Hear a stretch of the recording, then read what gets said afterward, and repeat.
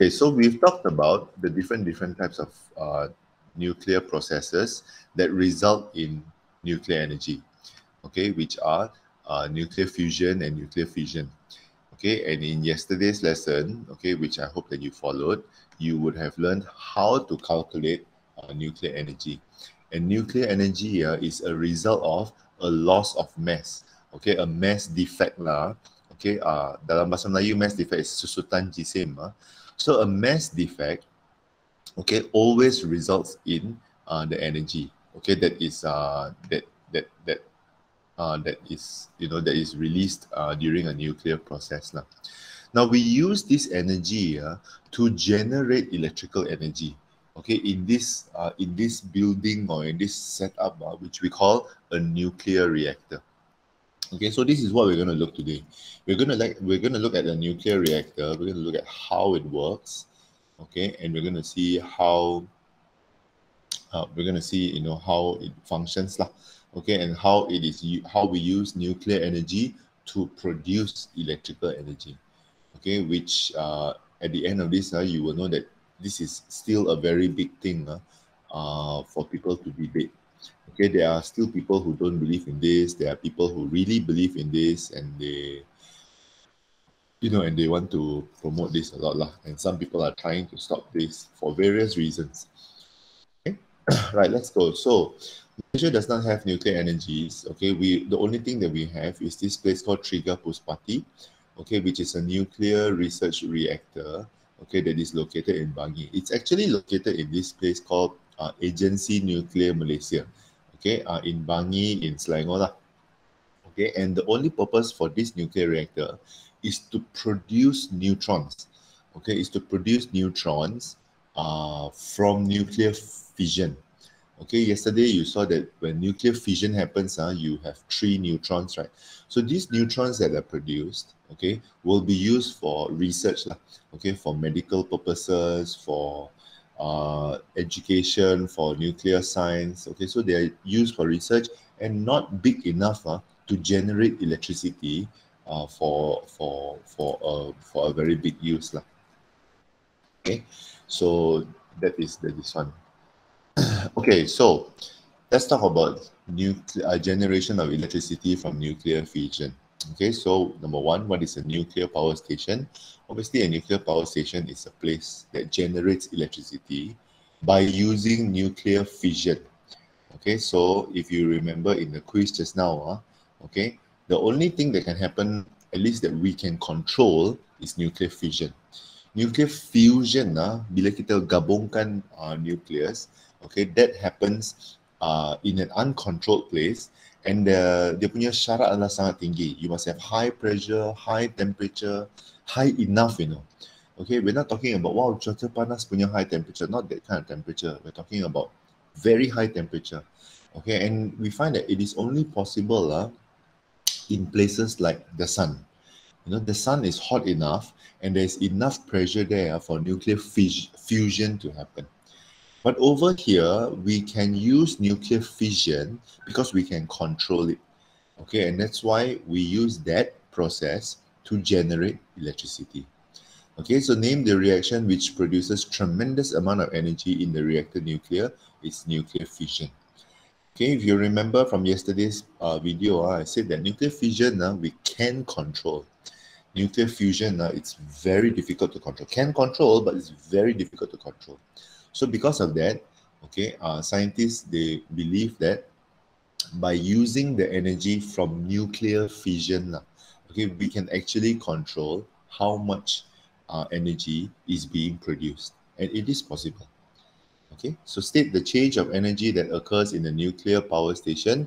It will be nuclear energy change to heat, okay, and then from heat change to mechanical energy, and from mechanical energy change to electrical energy. So there are 4 energies involved. Nuclear energy produces heat. Okay, the heat will make something move lah. Okay, that's why it's called mechanical energy. Mechanical energy is kinetic energy.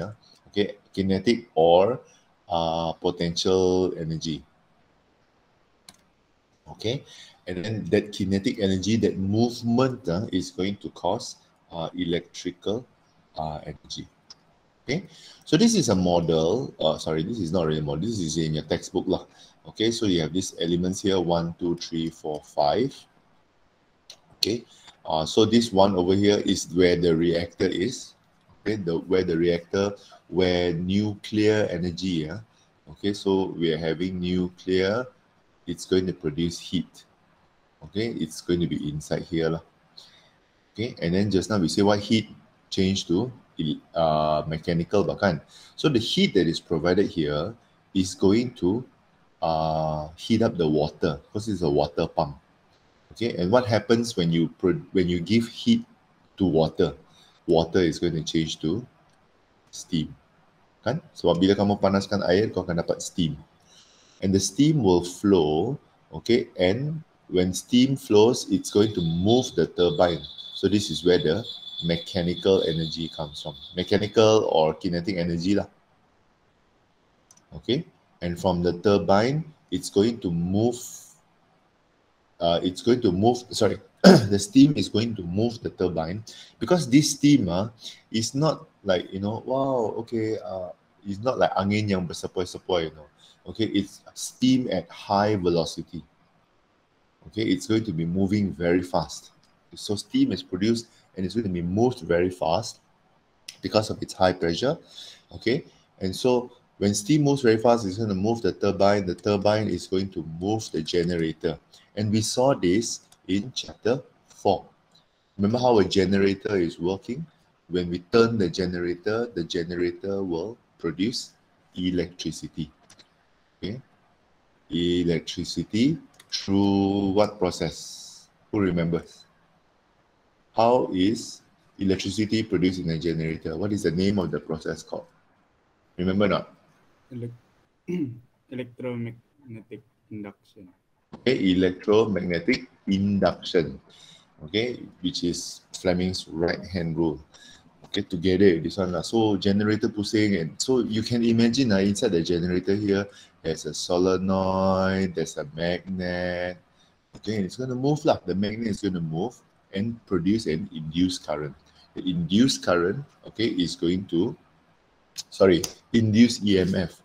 The induced EMF is going to be put through the transformer, and then the transformer. So you see how this is all connected. Okay, that's why we had to study electromagnetism first. Because if we study this without the electromagnetism, we'll be like, okay, how does the generator work? So now that you're supposed to be knowing how the generator works, okay, and you know that after electricity is generated, it passes through a transformer. It's going to be stepped up. Okay, but what happens before? How is the generator moving? How is the magnet or the solenoid macam mana dia berpusing? Dia berpusing sebab dia disambung kepada the turbine. And the turbine berpusing sebab steam, the steam that is in high energy or high velocity is flowing so that, the turbine can pusing lah. The turbine is like a huge, gigantic fan okay, but the idea is it's just going to move lah. When steam hits it it's going to move. Okay, and how do we produce the steam? We produce the steam by producing heat. Okay, we produce heat to heat up the water. How do we produce the heat? We use nuclear fission. Okay, so this entire step process is the reason why this is one of the last few chapters that you study, because you combine everything that you learned before. Okay, you combine everything that you learned from Form 4 sampai sekarang. Okay, dalam this concept. Okay, that's why this is one of the very last things that we learn, because this application is like a combination of everything lah. Okay, you learn mechanical energy, you learn kinetic energy, you learn impulsive force, velocity, acceleration, everything di sini. Okay, in a nuclear reactor model. Okay, so number 1, nuclear fission of uranium-235. So usually we use uranium-235, okay, and the chain reaction. Okay, yesterday I talked about chain reaction. I hope that you have filled in the notes for it. So the chain reaction produces heat energy. Okay, then the water is pumped into the reactor core, okay, over here, okay, and produce and absorbs the heat energy that is produced by the nuclear fission. Okay, then the boiling of the water produces high pressure steam, Okay, the steam will be channeled into the turbine. So the water is pumped into here, okay, and then the water will turn to steam, and then the steam will be high pressure, flow into the turbine. The turbine is rotated by the high pressure steam, which in turn rotates the magnet or the coil in the generator. Okay, remember the coil and the magnet. So either the magnet berpusing or the coil yang berpusing lah. Usually it's the coil yang berpusing. Okay, the steam will condense into water. So the steam bila sudah sentuh, dia akan condense into water. This is heat. Okay, and so you come down here. Okay, and then the water will be pumped back into this one lah. Okay, and so the electrical energy generated is sent to consumers via a power supply transmission system. This one we studied in chapter 4. Okay, we learn about transformer and then transfer all the energy, transmit all the energy, semua itulah. Okay, now one of the interesting things about the nuclear reactor is that usually it must be built near a water source. Okay, biasanya dia mesti dibina berdekatan dengan satu sumber air yang banyak. Okay, bukan air dari pipe but you know, like a lake, a sea. Okay, because it needs to get its water from somewhere lah. Dia perlu mendapatkan air dari satu tempat. And one of the best places is at the lake or at the sea. Okay, so that it can cool down faster and it can continuously supply water to make sure that the heat, the steam can continually be produced. Okay, so yesterday we talked about this chain reaction, and I'm not going to talk about this anymore. Okay, just to remind you that the chain reaction is a continuous reaction, okay, where one of the neutrons akan membedil or going to bang another uranium, and it's going to produce more energy lah. Okay, so it continue, okay, and it's going to produce this chain reaction. Okay, let's look at this video. Okay, so the thing about this is this lah. An uncontrolled chain reaction, okay, is where where bombs occur lah, because you just let the chain reaction happen without controlling it. Okay, but that is obviously not going to work if you're talking about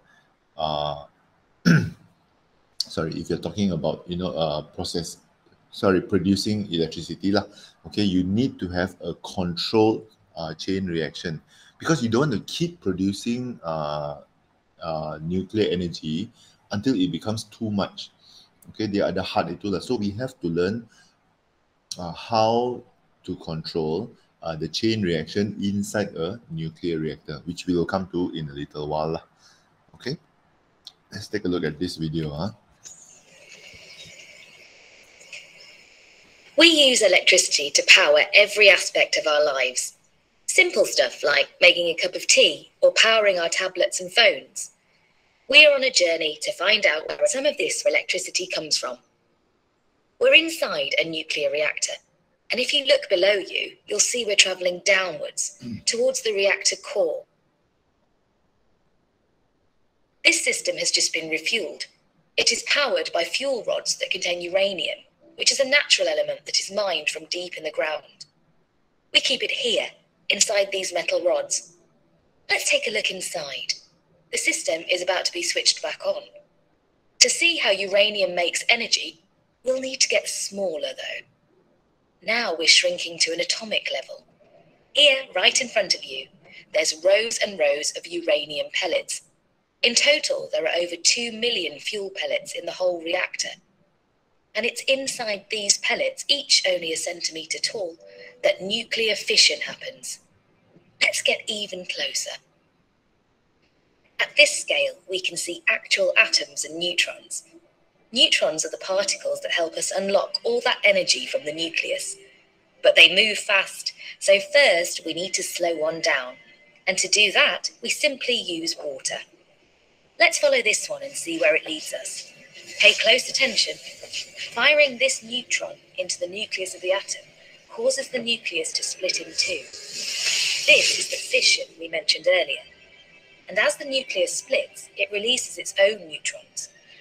Some of these newly released neutrons, slowed by the water, hit other atoms, causing more fission. And so the chain reaction begins. In our reactor, there are an incredible 5 million fissions per pellet per second. Look around you, and you'll see them happening everywhere. Each time a uranium nucleus splits, it releases its awesome energy. This energy heats the fuel pellets, and in turn the water in the reactor, to more than 300 degrees Celsius. The powerful chain reaction has heated the water in the reactor core, and this heated high-pressure water now travels through pipes out of the reactor vessel at 35 miles per hour. It all sounds very dramatic, but understanding the physics means we know how to regulate the chain reaction. In the space beyond the pipe, the heat from that water turns more water into steam. This steam is what drives the turbines. All of that power just to make a turbine spin. It's really quite a simple system. These steam-driven turbines generate more than 1,000 megawatts of electricity. That's roughly enough to power all of the houses in Greater Manchester. All of the steam leaving the turbine is condensed back into water and pumped back round to the steam generators to be turned back into steam again. So, here we are, back in the main reactor where we started. You see, the simplicity of this system makes nuclear power incredibly effective. As you've seen, with nuclear, a little goes a very long way. Something to think about when you next make a cup of tea or charge your tablet. If you want to find out more, visit us at edfenergy.com/virtual tours. Okay, actually you can go to this website, edfenergy.com/virtual tours to get the video of this lah. Okay, what they do is that they bring you into the reactor itself to show you the entire process. Okay, right from the fission to the chain reaction to the heating of the water to the changing of steam, and then from steam dia akan pusing turbine akan pusing akan menghidupkan generator lah, okay, which is electromagnetic induction and so on and so forth. Okay, so actually if you think about it, the process is actually very simple. The design is so simple, and it is so effective because you only need, did you hear just now, only 1 centimeter of uranium, and I don't even know how long it is, but you only need very little uranium. Okay, you only need very little uranium in order to be able to produce enough electricity. Did you hear the town that they were talking about just now? Greater Manchester. Greater Manchester, so Manchester is kind of like a big city in the UK. And Greater Manchester means not just the city, tetapi di luar city tersebut tau. So we're talking about, if let's say we're going to compare to KK, okay, it's like KK, Penampang, and Tuaran.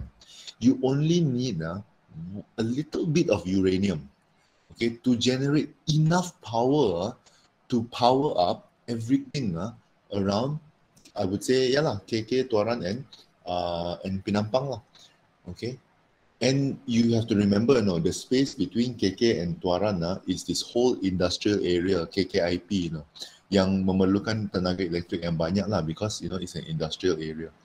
And if just a little bit of uranium can create so much energy, okay, why okay, why is this not being developed lah? Is the question that we want to pose to you to think about.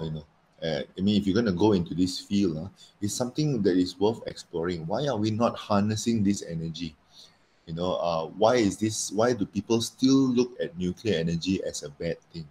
Remember that we can control, okay, we are able to control nuclear energy.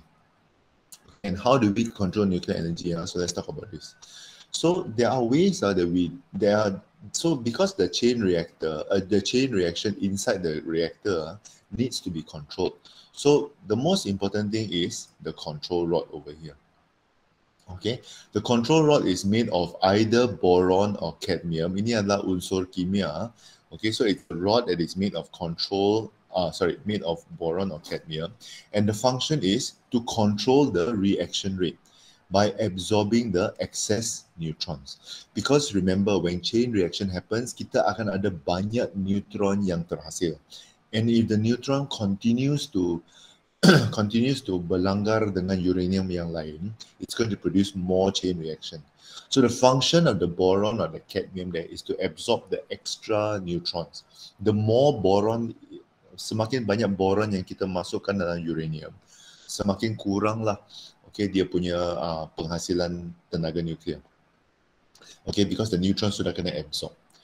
Okay, and this, if anything lah, the control rod actually is the most important component in the nuclear reactor, because without the control rod, atau kalau control rod itu rosak kan, you are going to have an uncontrolled nuclear reaction, which is not good. Okay, secondly, we have a moderator. It's not enough to have a control rod, we also have a moderator. The moderator is made of either graphite or water. So the moderator is somewhere over here lah. And the function of the moderator is to slow down the neutrons. Okay, is to slow down the neutrons that are released so that it can continue to membedil atau berlanggar dengan uranium yang lain. Okay, in the video that you saw just now, their moderator, they use water lah. Okay, but there are also nuclear reactors that also use graphite. Okay, secondly, uranium rods, okay, in here, they are the fuels, okay, for producing nuclear energy through nuclear fission reaction. So why uranium? Why not other radioactive materials? Okay, we will come to that in a little while. Now, certain safety features that are very important. Number one, there must be thick concrete walls. Okay, because you remember this is still uranium, okay, and because uranium is an unstable nucleus, it's going to decay. Okay, it's going to decay and sometimes may produce gamma rays. That's normal. Okay, and so what is the best way to contain it? Remember that gamma rays cannot penetrate concrete. Okay, or lead, L-E-A-D, bahkan lead boxes lah. Okay, so we use concrete because it can stop everything lah. It can stop alpha, beta, and gamma decay. Okay, so we want to stop it from leaking. That's why we have these thick concrete walls. Secondly, we use water as a cooling agent. Okay, it absorbs the heat energy to produce steam. Okay, but it is also a cooling agent. Okay, which is why, as I said just now, a nuclear reactor must be built nearby a water source. Okay, because kalau dia punya sumber air, kalau kau membina satu nuclear reactor di tengah-tengah hutan bahkan yang tiada air, atau kalau ada air pun, you have to korek until the bottom there, baru kau dapat sedikit air kan. Okay, it's going to cause a lot of problems lah, because number one, you're not going to have enough water to produce steam. Number two, you're not going to have enough water to cool down the reactor nuclear. Okay, remember, when we're talking about energy that is produced in a nuclear reactor, we're not talking about turn on the gas in your house kind of energy. We're talking about 300 degrees Celsius, okay, of temperature kind of steam.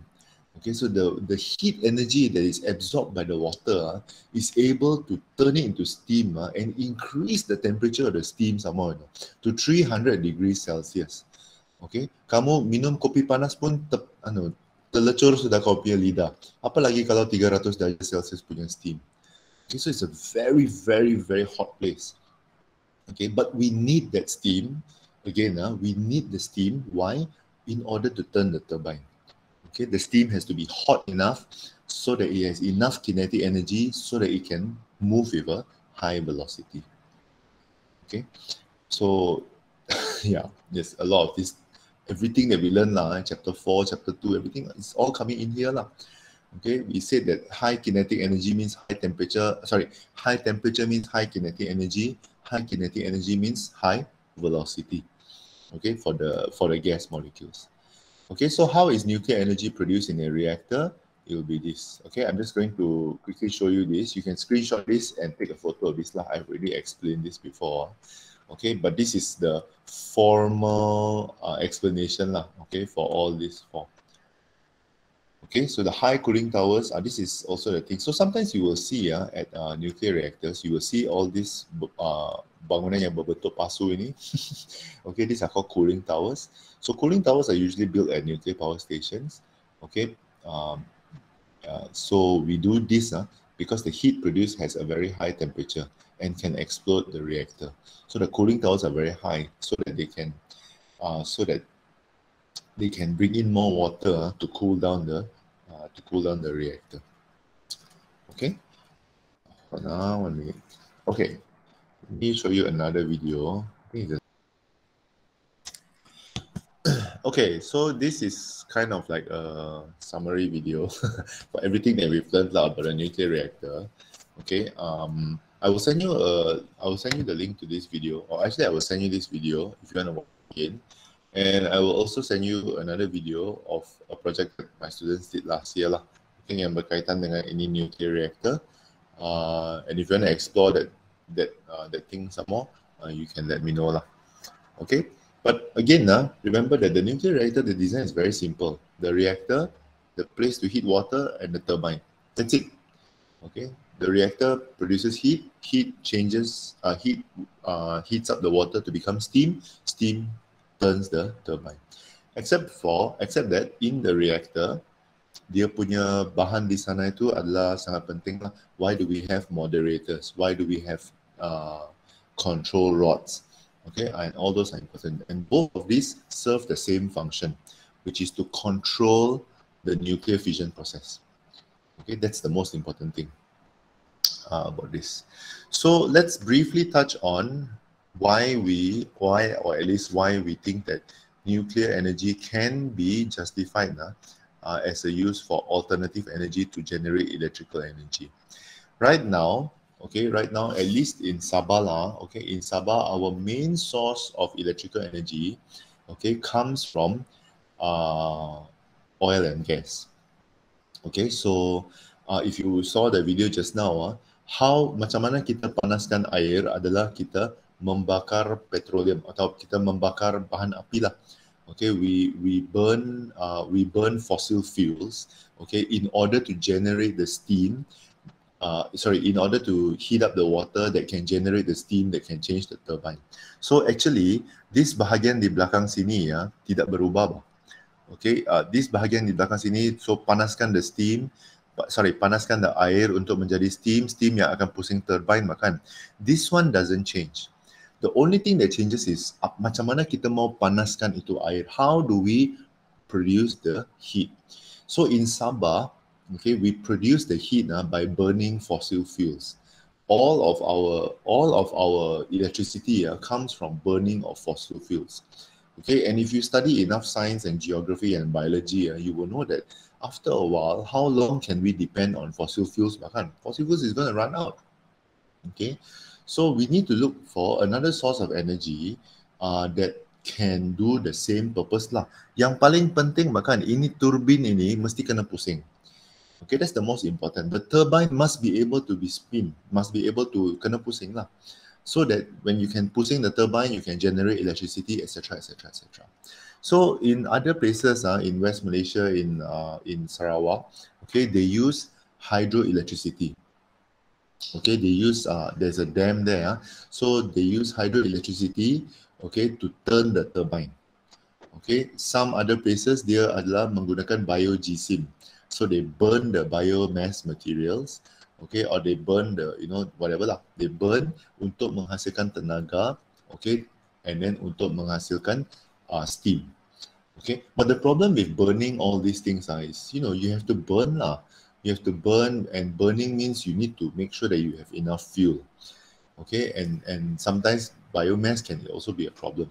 Wind turbines, kincir angin, we don't have this in Malaysia, but in other countries where the winds are strong, the wind, will turn the windmill, will turn the kincir angin, and the kincir angin yang berpusing itu dia akan memusingkan the turbine lah. Okay, dia akan memusingkan turbine untuk menghasilkan tenaga elektrik. Okay, but macam mana kalau tiada angin? Kan? What if there's no wind? Then you're going to be, tiada karan lah ni hari begini. Okay, so that also has a problem in itself. So, in other countries, for example, like United States, Japan, France, India, China, they have been looking into using nuclear energy to generate electrical energy. Okay, and so we want to talk about this. I'm just going to go through this very quickly. You can take a screenshot of all this. Okay, and you can copy this later. Okay, now, when the not so good thing about nuclear energy, nuclear power plant is that the cost is very high. It is true, it's very high. Okay, because you need to make sure that everything is safe and you need to have concrete. You know, dia akan disimpan di dalam satu bekas konkrit yang sangat tebal. So concrete is expensive lah, obviously. Hydropower is cheap because bahan itu ada sudah, air. Okay, and coals atau bahan api dia also relatively cheap lah. Okay, untuk membina. But the operation cost of coal, kalau bahan api kan dia adalah tinggi tau. Okay, maintenance cost, mau kasih maintain, mau sentiasa kasih baiki for coal, it has been shown to be quite high. Okay, for nuclear, it's actually very low. Okay, the power plant location for coal, okay, it must be very, very far away. That's why semua tempat di mana electricity is produced is very far from us. In KK, it is in KKIP, which is next to Sepanggar. Well, okay, it's in KKIP, and KKIP is generally very far from the rest of KK. Okay, dia mesti jauh supaya dia mengelakkan daripada air pollution. Hydropower needs to be near a river or a dam, and you need to have a lot of water. Nuclear needs to be at the shore, di tepi tasik yang besar atau di tepi satu lautan yang sangat besar lah. Okay, we need ample supply of water to cool the plant. Okay, now the effects to the ecosystem and carbon footprint. This is arang batu lah, and obviously you know by now, okay, that if you burn, petroleum or fossil fuels, it's going to release a huge amount. The carbon footprint is very huge lah. Okay, hydropower is good. Okay, there's no carbon footprint, but in order to build a hydroelectric dam, you need to, cut down all the trees. Is that necessarily a good thing? For nuclear energy, okay, there is really literally no effect to the ecosystem and no carbon footprint, because the energy that is produced because of nuclear fission. You're not burning anything. The only thing you're doing is just heating up the water, and you're not burning anything. Coal, carbon footprint happens when you burn something like when energy is wasted. Okay, that's all this carbon footprint. Okay. Also something to think about. It's clean. It has literally no effect to the ecosystem and the carbon footprint. Very, very little carbon footprint compared to hydropower or even coal. Okay. Yet, there are still people who say, no, we don't want nuclear. Okay. Now, safety and health issues. Okay. So this is where, it becomes a difficult thing now. Coals, of course, have a low safety issue lah. Okay. But it causes a high health issue because of all the air, the pollution that happens. Hydro can cause flood. You can control the flood lah, and there's no health issue. Okay, but again, the issue is, do we have enough water or not to sustain the hydropower facility? Okay, of course, nuclear, everybody knows, ever since the earthquake in 2011, everybody knows that there's a high risk of leakage. Okay, kalau ada sedikit gegaran atau sedikit earthquake, then you get Fukushima all over again lah.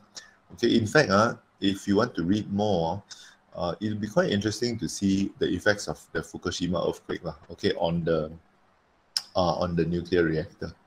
Okay, and it's a highly secured storage system. Okay, but the leakage is the one that everybody is worried about. Okay, because dia orang cakap, we are very worried about the leakage of the uranium-235. If it leaks and it goes inside the water, so dia kena bersebelahan dengan sungai, satu laut bahkan. So if it leaks and it goes inside the water, what's going to happen? Okay, technology and expertise. Coals don't need so much high technology because there's a lot of people who are experts already. Okay, hydropower requires high technology and expertise. Nuclear requires high technology and expertise in the nuclear field and expertise from other engineering fields. If you notice, in the nuclear reactor, it seems that the entire physics that you learn in Form 4 and Form 5 is gathered in the nuclear reactor. We talk about kinetic energy, we talk about velocity, we talk about heat, okay, we talk about pressure, okay, we talk about gas laws. Everything seems to be in the nuclear reactor. Okay, and you know, you definitely need more experts on this now. Waste management issues. Okay, so coals obviously produce a lot of waste, okay, such as mercury, and require expensive control system of air and water pollution. Okay, so a huge problem actually for us in Sabah over here is that our electricity generation factories produce a lot of waste. Okay, and the waste goes into, you know, into Bukit Janggut, Bukit Botak, and KKM, all those places lah. Okay, and but we still have to use that.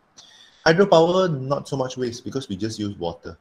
Nuclear, we require high expertise to manage the waste products. When all the uranium is gone, okay, then you have this byproduct, right? You know, remember after nuclear fission? After nuclear fission, dia pecah kepada dua, and then you get these two daughter nuclei, right? So what are you going to do with these two daughter nuclei? What are you going to do with the rest of the uranium-235 yang sudah kena pakai tapi tidak boleh guna sudah? Okay, so that one requires high expertise to make sure that it doesn't leak, to make sure that it doesn't, you know, it doesn't get wasted and everything. Okay, so I'm not here to say that there is one that is better than the other lah. Okay, I'm just saying that you know, in the future when you grow up and if you are ever in this field okay, it is always something to consider rather than to just shoot down. Kita just terus tembak saja. Saya tidak mau lah ini because of how little you know. Okay, yeah, and at times actually, sorry, please apologize to your next teacher for me lah. I'm going to take another 5 minutes at a time. You know, at times even actually in life, you know, we are also the same way lah. We always like to make snap judgments based on how little we know. Wait, let me ask you bila kita masuk ke dalam bab ini bahkan, what is your first thought when you think about nuclear energy and radioactivity? You know, most people will generally gravitate towards, oh, nuclear ni sama dengan bahaya. Nuclear ni sama dengan maut. Nuclear ni sama dengan bom, which is the worst lah, okay? Bom sa dalam kepala. Or nuclear ni equals to mutation, okay? But after going through this chapter, I hope that you can see that there is actually more to nuclear than we give it credit for, okay? How come when we think about bahan api, how come when we think about petroleum or when we think about petrol or when we think about fossil fuels okay, bahan api fosil why do we think about, oh, dia boleh menjalankan kereta, dia boleh, you know, membuat ini, membuat itu, but we never think about the effects on the environment. Because we know that it can do good, okay, but our first impression of nuclear energy is generally, if I ask students our first impression of nuclear energy is always bad because we seem to associate nuclear energy with bad things. Bomb, Hiroshima, Fukushima, all the Shimas, okay, selalu datang dengan nuclear energy. And I hope that in learning this chapter, you will realize that there's actually more to nuclear energy than what you know, than what you think you know. And we shouldn't be making snap judgments just based on what little we know. Okay, so, you know, let's not be too quick to make snap judgments just because we think that we already know everything, okay, when in fact actually we don't. Okay, there are experts in the nuclear energy field that can tell you how nuclear energy is so much better than the other energies that are available in this one. Our country, okay, is choosing not to use nuclear energy for certain purposes, okay, for different reasons, for certain reasons, and I'm not going to debate and say that, oh, our country tidak boleh.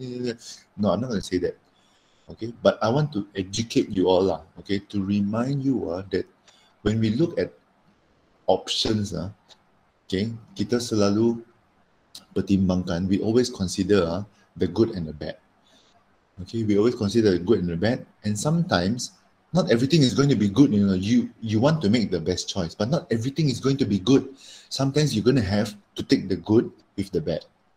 And when you take the good with the bad, okay, macam mukadimah, macam tazkirah sudah ni kan. Okay, when you take the good with the bad, you pray very hard, okay, that the good outweighs the bad. Okay, why does our country refuse to have nuclear energy in our production system? Okay, you have to research that lah. There's a whole lot of research that goes into this. Kenapa at the end our country's leaders, do you know that we wanted to build a nuclear power plant? We wanted to. Okay, Malaysia lah, we wanted to. It was built way back in, I think sebelum kamu orang lahir, jahatnya. Sebelum kamu orang lahir kan, we wanted to build a nuclear energy power plant. But we decided against it. Okay, our country's leaders lah, okay, at that time decided against it. Okay, why? Why did we decide against it? You will have to research that on your own lah. Ini di luar kita punya isuan lah.